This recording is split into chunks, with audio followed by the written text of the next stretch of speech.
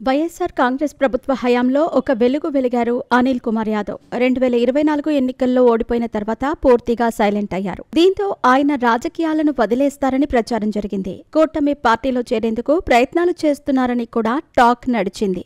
ఇటువంటి సమయంలో ఆయన మీడియా ముందుకు వచ్చారు. పూర్తి స్పష్టత ఇచ్చారు. గత 10 నెలలుగా కుటుంబ వ్యక్తిగత కారణాలతో రాజకీయాలకు దూరంగా ఉన్నట్టు ప్రకటించారు. పార్టీలో యాక్టివ్ అవుతున్నట్టు సంకేతాలిచ్చారు. త్వరలో కీలక బాధ్యతలు కూడా స్వీకరిస్తారని ఆయన వర్గీయులు చెబుతున్నారు.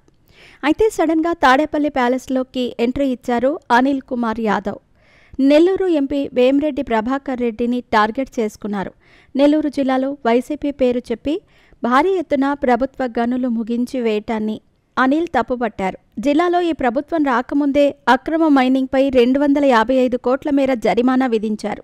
దానిని ప్రభుత్వం వసూలు చేసుకోవటంలో తప్పలేదని అభిప్రాయపడ్డారు.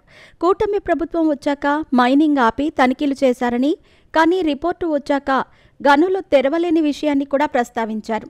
పెనాల్టీ లేనివి తెరవకుండా పెనాల్టీ ఉన్న మైన్లను ఓపెన్ చేశారని ఆరోపణ చేశారు. అని జిల్లాలో యాక్టివ్ మైన్స్ 100 వరకు ఉన్నాయని, కానీ ఎంపిక చేసిన 30 మాత్రమే ఓపెన్ చేయటం వెనుక ఆంతర్యం ఏంటని ప్రశ్నించారు.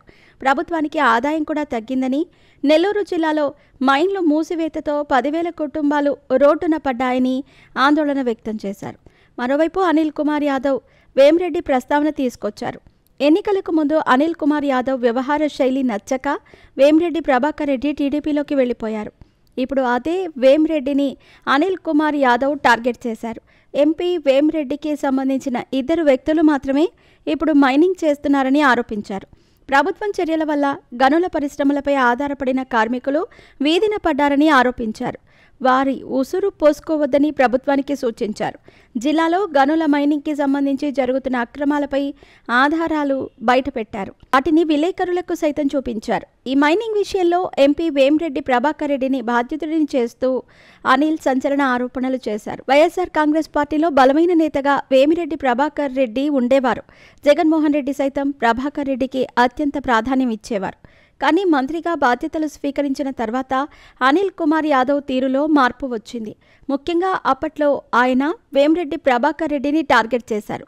జగన్ సైతం అనిల్ కుమార్ యాదవ్ను సముదాయించే ప్రయత్నం చేయలేదు.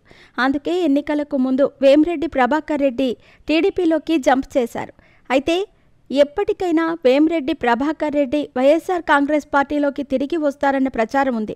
అందుకే అనిల్ కుమార్ యాదవ్ సడన్గా ఎంట్రీ ఇచ్చారని, వైఎస్ఆర్ కాంగ్రెస్ పార్టీకి వేమిరెడ్డి ప్రభాకర్ రెడ్డికి మధ్య గ్యాప్ పెంచేందుకే ఈ వ్యాఖ్యలు చేశారని ప్రచారం జరుగుతోంది. మరి ఏం జరుగుతుందో చూడాలి.